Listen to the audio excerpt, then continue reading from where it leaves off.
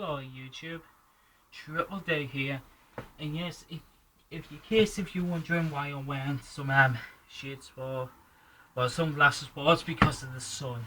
Yeah, it's too bright anyways. Anyway, this is another game review, and it's going to be on the game about Resident Evil 5, or as I like to call it, RE5.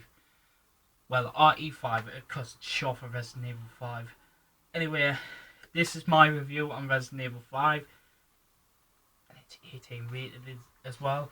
The previous Resident Evils have been like low rated, like 15 and 15 rated, because there's not too much blood, violence, and gore and everything in this one. But this one contains strong, bloody violence and gore. I say this is a good game. This is a good Resident Evil game, especially on 360, best console. Yeah, the graphics on this are more better than the other ones before, but not as better as Code Veronica X. That was the best Resident Evil yet. And also good news to people. AKA Resident Evil 4 and Code Veronica X are coming out as retail games, but they're not going to be on disc, sadly.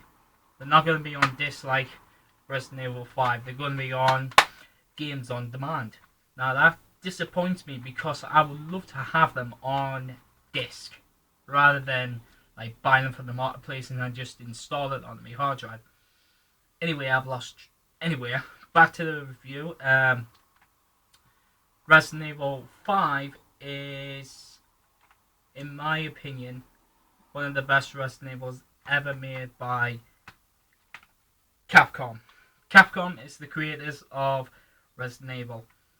Fan favorite of the Resident Evil series, so this is the best thing about it. You get to meet some old and some new characters. Mostly all characters. All characters are, you see Chris Redfield he's on the back of the cover. Chris Redfield, so I thought we're going back to Code Veronica X in Resident Evil 1. Nice work. So this is nice work that I like of RE5 going back to what it used to be, but like having new old characters in, but they're not zombie. The people in here that you fight are not zombies. They're not zombies. And there was this project going around called Ouroboros Project, which is kind of like creating like some sort of these monsters that not quite what you would say in the previous Resident Evil games. You may have seen them in Resident Evil 4, because if you play Resident Evil 4, you'll see the enemies and what they're like and what they can do. But they're the same in RE5, but they're more different. They're more better, and they're more enhanced, and they're more you when you look at this game, you think, oh, it's just going to be another shite game. But guess what? When you actually play it, you think, oh my god, I love this game. I love it too much. I love Resident Evil too much, because Resident Evil is one of my favourite zombie games and films at the same time, because they did make a Resident Evil series. You may have noticed. Might do a review on the films. Because since I love Resident Evil is a big fanatic.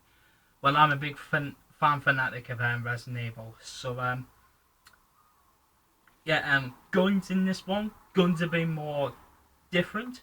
The best thing about this is when you upgrade some of the weapons that require you to upgrade them. When you upgrade them fully, you get new weapons unlocked. Like for instance, if you upgrade the shotgun, which Chris is holding, if you upgrade the shotgun, you get the triple barrel shotgun. Don't ask me why, but you get the triple barrel shotgun. I bought it and I was getting whoa, what the whoa. I was saying, whoa. triple barrel shotgun, and it's going to be amazing. Also, you can get infinite ammo when you complete the game. Obviously, you have to buy them though with the points that you get at the end of the game. Upgrade system, a lot different compared to Resident Evil 4, because Resident Evil 4 you met this stranger which sells you stuff. It sells you stuff. You can buy stuff from him, and plus you can upgrade your weapons. It's a lot different compared to RE4, like Resident Evil 4.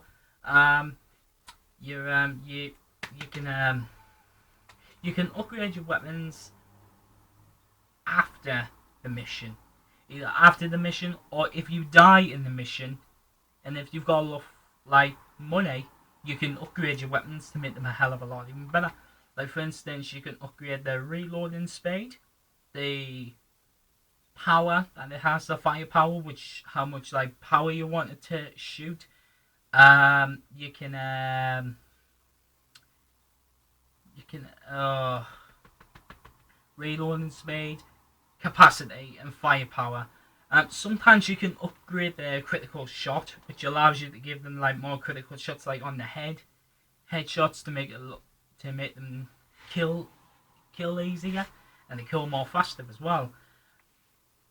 All the characters that you're seeing here are spoiler alert. This is a spoiler alert. You make Chris, Jill Valentine, and Albert Wesker. Yeah, that's right, I said Albert Wesker from Resident Evil Code Veronica X and Resident Evil 1. You may remember him because he used to be the leader of the STARS unit, which was in Raccoon City, which was like a police force, but I'll tell you what STARS actually stands for. It stands for Special Tactics and Rescue Squad. Yeah. It stands for that. Special Tactics and Rescue Squad. If you want to get into the Resident Evil franchise, my best bet is that you get a PlayStation 1 and play the first Resident Evil. Because the first Resident Evil is brilliant. Resident Evil 2 disappointed me a little bit, but it made a big comeback with Resident Evil 3 Nemesis. And then when Resident Evil Code Veronica X came out, I just could not believe it. That I played through the whole entire game and I was absolutely amazed of it. The puzzles on there were brilliant. The gameplay was brilliant. Zombies on it were good. Characters, brilliant. And also other stuff is weird. But other than that, this one really takes the cake. This one really takes it because I've never known a Resident Evil game like this. So Capcom, I'd like to thank Capcom for making such a brilliant game. Hopefully, you guys will make the next Resident Evil, which is Resident Evil 6. And I hope that does come out, because my mate, the Lax448, he does this thing called the NGR show, and he has talked about the new Resident Evil, which is coming out pretty soon. I'm going to find a trailer for it and actually look at it, and then hopefully I'll get the game. And then hopefully it might be as better as this. We don't know yet, but it might be as better as this. But for now, I enjoy playing on this game. Gameplay, awesome. Weapons, brilliant. Characters, no complaints. On this thing though, you get to play like 2-player, which is like the 2-player multiplayer can get to play as Sheva, and that's only when it's online. The AI partner is crap though. If you want to play as AI, and if she gets like too much herbs or something like that, guess what happens? She uses them constantly, and she will shout, "Give me ammo! Give me ammo! I need ammo!" and as soon as you give her ammo, she runs out of it really, really quickly. The AI is just not that good on this game, but if you want to play it with multiplayer, you have to play it online. Because this is an Xbox 360 game, but when you play multiplayer, you have to play it online. Which is shitty, to be honest with you. Also, there are some hidden features in this game, which I noticed when I was playing through them. I noticed some BSAA emblems. Shoot them, and if you go back to the main menu, there's like a bonus features thing, which like you can buy stuff with your points. Now, points you can only get at the end of the mission, and it gives you a rating. Like say, like if you're doing brilliantly, didn't die, didn't use any continues of anything like that, you might get a higher rank. But like use a continue or something like that, or if you die, you get like a little bit of a lower rank. So far, I'm staying in with the S and the A's. Like the S is the highest rank and A is the next rank down. So I'm sticking in between them. So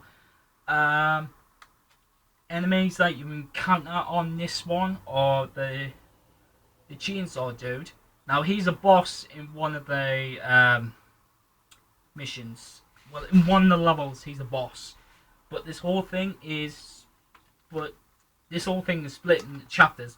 But guess what? I would just say it's one big whole game, because everywhere that you go continues from the next slot. So yeah, I really love Resident Evil 5 to my heart, because this is honestly one of my favourite zombie games of all times. Nobody can ever replace Resident Evil. So, without further ado, this has been my review of Resident Evil 5. I hope you enjoyed it. God damn it, I talked a lot. I talked a lot in that review. So, this has been Resident Evil 5. Hope you enjoyed it. And if you're a Resident Evil fan, recommend that you pick this up. This gets a 9.5 out of 10 rating on my game review. 9.5, because there's nothing in here which is like wrong with it. I'm like, oh god. Apart from the AI that disappoint me, so that's the 0.5. Not liking it. That's the only disappointing thing about it. Just the AI partner. That's the only thing that disappoints me. Nothing else. Oh yeah, and I also forgot to mention DLC. When you play through the game, you'll encounter some flashbacks that you'll get. And there's DLC for it called Lost in Nightmares, which allows you to play like a bit of a flashbacks of what happened to, spoiler alert, to your partner Jill Valentine. Like what happened, like when you and Jill Valentine went to visit the owner of the Umbrella Corporation, Edward Spencer or whatever they call him. Hopefully he'll lead you to Wesker. Now, Albert Wesker, you may have noticed, what is he like in the films? And why is he super fast, super speed? Why is he fast? Why can he dodge bullets? How is he just so awesome? Well, in this game, it'll tell you more about Albert Wesker, of what he used to be like. So in this game, it'll tell you more about that. So Resident Evil 5, it'll tell you more about it. I'm getting like that I did not know about Albert Wesker. So yeah, this Resident Evil tells you more about what happened about how it all started. So yeah, this has been my review of Resident Evil 5. I hope you enjoyed it, and all I got to say is Peace! Peace!